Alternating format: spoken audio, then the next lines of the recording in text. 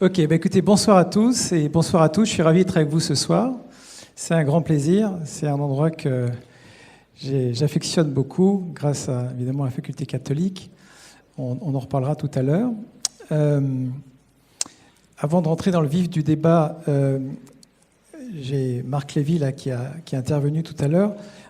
Il y a un livre de Marc Lévy en particulier que je vous encourage à lire, c'est Les Enfants de la Liberté, qui raconte en fait l'histoire de son père et de son oncle pendant la Seconde Guerre mondiale, quand ils étaient parmi les adolescents résistants face aux nazis.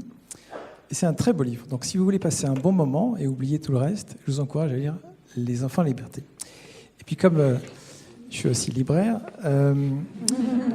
si ça vous intéresse d'en savoir plus sur les sujets du cerveau, il y a deux livres que j'affectionne particulièrement. Il y a Daniel Goleman qui a écrit Intelligence émotionnelle, j'imagine que beaucoup d'entre vous l'ont lu.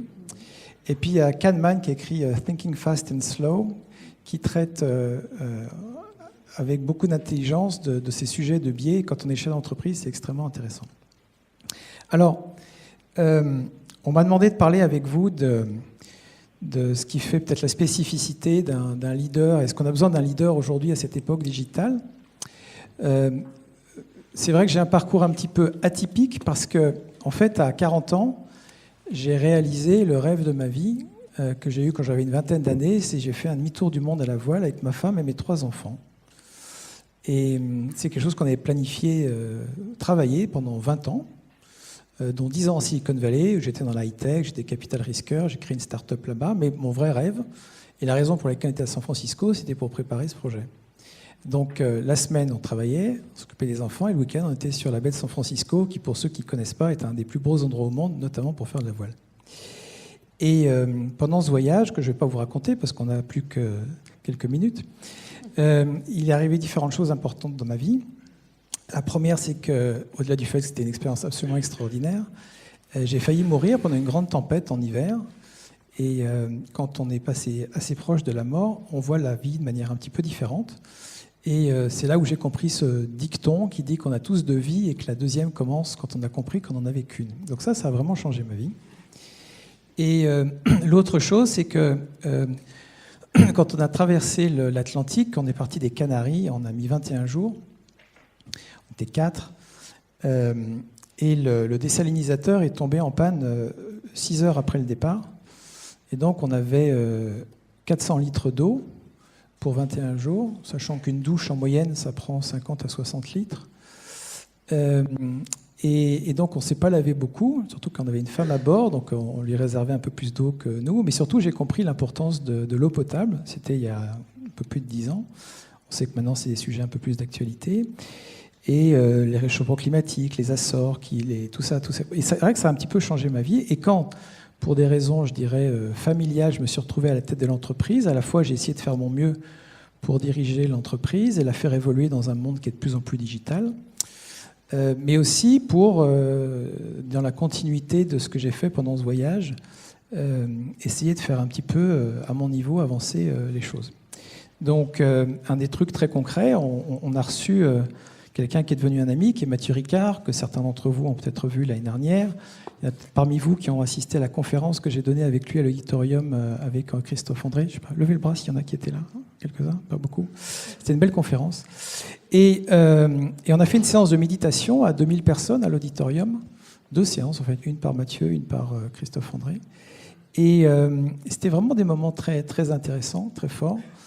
Et il se trouve que je médite depuis une douzaine d'années. Et donc, le reste de ma présentation, c'est partager avec vous ce que c'est que d'être un chef d'entreprise qui médite depuis pratiquement 15 ans, au minimum 3 minutes par jour, et parfois entre un quart d'heure et une demi-heure. Voilà. Donc, je ne suis pas un scientifique, je ne suis pas un chercheur, je suis un chef d'entreprise qui essaie de faire de son mieux avec ses équipes. J'ai 2 personnes, Florent et Isabelle, qui sont là aujourd'hui. Je les remercie d'être avec moi ce soir, de voir ce que ça veut dire. Alors, première chose, c'est le manager de demain. Est-ce que c'est important? Est-ce qu'il en faut? Moi, j'aurais tendance à dire, avant de parler des leaders de demain, il y a quelque chose qui me paraît extrêmement important, c'est que dans notre pays, on accepte tous, on arrive à comprendre que tout le monde compte. C'est-à-dire qu'on est dans un pays où soit on laisse les polytechniciens décider, soit on laisse les énarques décider, soit voilà. Et en fait, on est maintenant dans un monde qui est devenu tellement compliqué, où les choses vont tellement vite, que tout le monde compte. Et c'est quelque chose que j'ai essayé de mettre en pratique chez De Citre, aussi bien chez De Citre que dans la Fondation. Et la plupart du temps, quand je l'ai fait, je ne l'ai pas toujours fait, ça a été des grandes leçons d'humilité. Je donne un exemple. J'ai Camille, qui travaille dans notre équipe Internet, qui vient me voir, qui me dit « Guillaume, est-ce qu'on pourrait installer une boîte à lire à Vénissieux ?» Alors, le principe de la boîte à lire, je le connaissais, parce que quand on est en bateau, quand on n'a pas beaucoup de place, chaque fois qu'on arrive dans un port, on dépose ses bouquins, on en prend d'autres. Mais je lui dis « Écoute Camille, je pense que c'est une très mauvaise idée, parce qu'il y a quand même beaucoup de vandalisme. Vénissieux, c'est une ville qui est compliquée, et donc je vois mal comment ça peut marcher. Mais... je lui ai dit, écoute, comme ça ne coûte pas très cher, on va essayer et puis on verra bien ce qui se passe. Et elle faisait de la techno-internet, hein, on est d'accord. Et à l'époque, elle devait avoir 25-26 ans. Et on installe la boîte à lire, ça a marché incroyablement bien. Personne à la municipalité de Vénissieux n'y croyait. Et on s'est rendu compte qu'en fait, les gens s'en servaient vraiment, alors que la bibliothèque de Vénissieux est tellement belle avec l'architecte de la BNF qu'ils n'osent pas rentrer dedans. La plupart des mamans viennent là, parce que le café à Vénissieux, c'est plutôt les mecs, c'est pas les nanas. Donc elles viennent avec leur poussette, elles posent la tasse de café qu'elles sont allées chercher au bar, et ainsi de suite. Et c'est devenu un lieu de vie. Une boîte à lire est devenue 2, 2 est devenue 3, et à date, on a installé 230 boîtes à lire un peu partout en France. Une boîte à lire est utilisée en moyenne par 500 personnes, donc je vous laisse faire le calcul sur le nombre de boîtes à lire qu'on a installées en l'espace de 3 ans. Et rien que cette année, on a installé 150 boîtes à lire. Vous voyez, et la courbe d'installation est absolument colossale. Au début, on les offrait, et puis au bout d'un moment, ça commence à faire un peu d'argent. Donc maintenant, c'est les mairies qui les payent ou des entreprises mécènes. Donc, un des grands messages, je dirais, c'est, avant de parler des leaders, je pense qu'on a tous besoin de comprendre que tout le monde compte. Et peut-être qu'une des premières qualités des leaders d'aujourd'hui, c'est de comprendre ça. La deuxième chose, c'est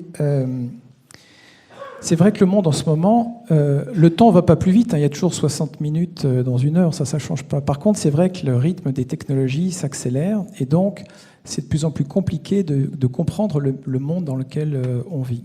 Chez De Citre, on a beaucoup travaillé sur ces sujets-là, l'Internet, le numérique, je ne vais pas vous en parler trop, ce n'est pas le sujet, mais c'est vrai que pour moi, il me semble que une des qualités du leader d'aujourd'hui, c'est simplement comprendre le monde dans lequel on est et ce n'est pas si simple que ça.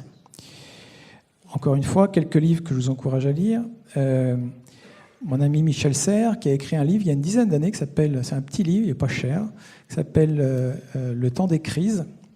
Il l'a écrit, il est encore pour partie à Stanford, qui explique très bien comment notre monde est en train d'évoluer.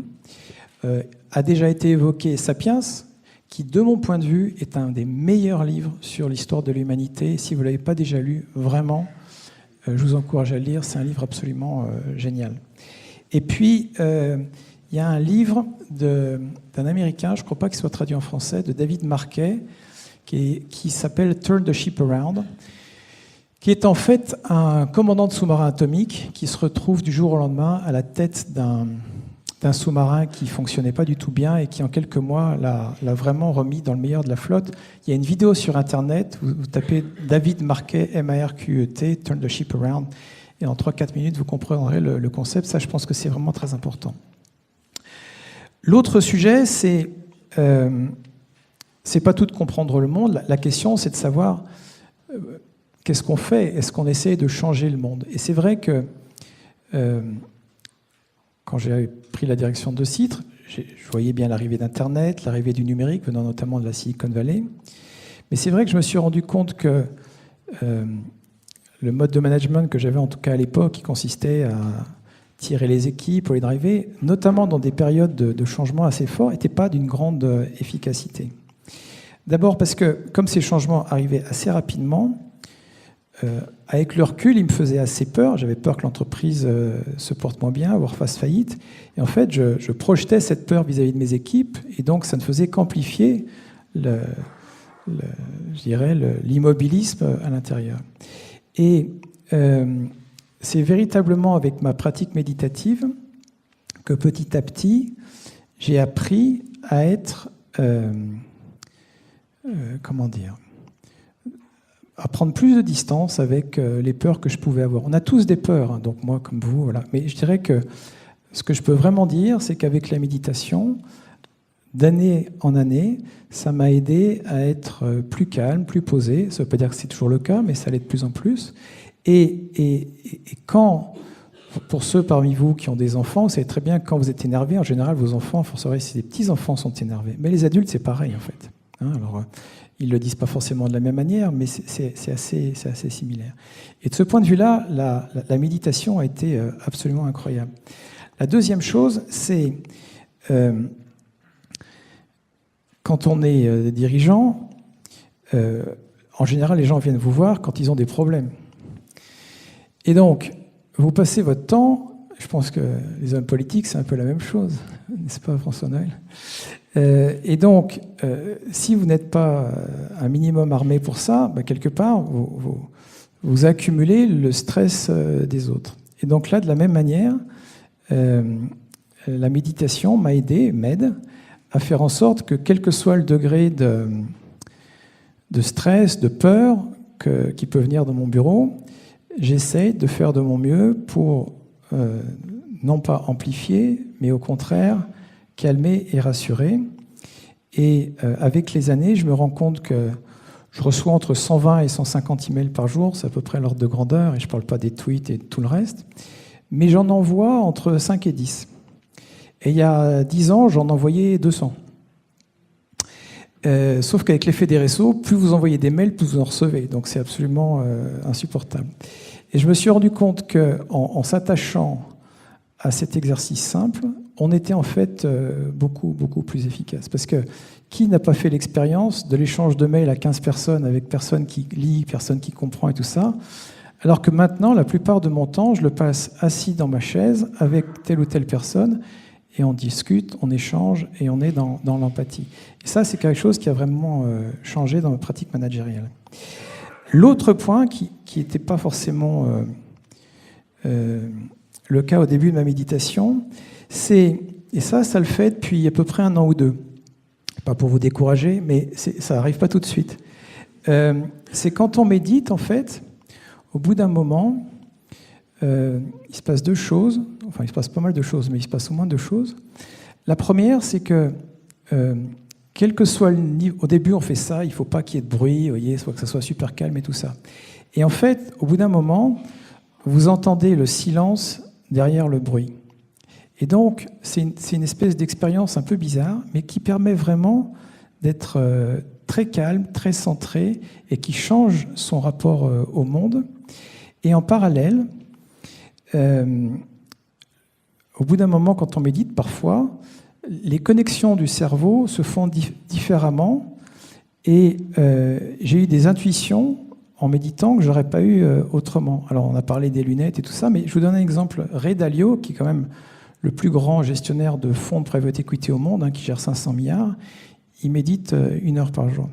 Et je pense vraiment que ce type de choses permet, dans un monde en changement, avec du stress, avec tout ça, de se recentrer et quelque part de faire fonctionner son cerveau de la manière la plus optimale possible pour minimiser le risque que le cerveau reptilien prenne le contrôle et qu'on ait une décision qui soit la moins bonne possible. Et ça, je pense que c'est en fait très puissant. Je ne sais pas si ce que je suis en train de vous dire a un sens pour vous, ça en a un pour moi. Je pense que c'est vraiment très important. Et puis, pour conclure, parce que de toute façon le compteur ne marche pas,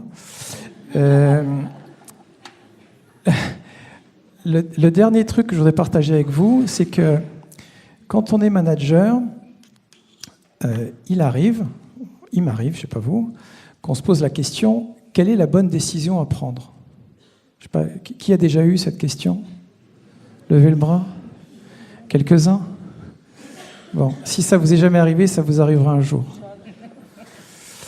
Et jusqu'à il y a quelques années, c'était toujours compliqué. C'est-à-dire que je ne savais pas, en fait. Et il y a quelque chose qui m'a aidé, c'est de reposer la question. La question, c'est de savoir, non pas quelle est la réponse à la question, mais quelle personne je veux être. le reprends. Non pas quelle est la bonne décision, parce qu'il n'y a pas de bonne décision. La question, c'est de savoir quelle personne vous voulez être. L'exemple qui a été donné tout à l'heure du docteur qui s'est occupé du patient à Auschwitz, il n'y avait pas de bonne ou de mauvaise décision. C'est-à-dire qu'il pouvait très bien s'échapper ou il pouvait rester. Les deux décisions sont bonnes. La question, c'est quelle personne il veut être. Et je pense que quand on est manager, tous les jours, on a des décisions à prendre. Tous les jours. Mais on en a quand on est parent, quand on est un ami, quand on est tout ça. Et c'est vraiment ma conclusion. Il me semble que si on se pose la question de savoir quelle personne on veut être, la réponse finalement vient plus facilement. Ça ne veut pas dire que de mettre en œuvre la décision qui vient plus facilement est plus facile. En général, c'est plus difficile. Mais pour autant, ça clarifie les choses. Je vous remercie, je vous passe une bonne soirée.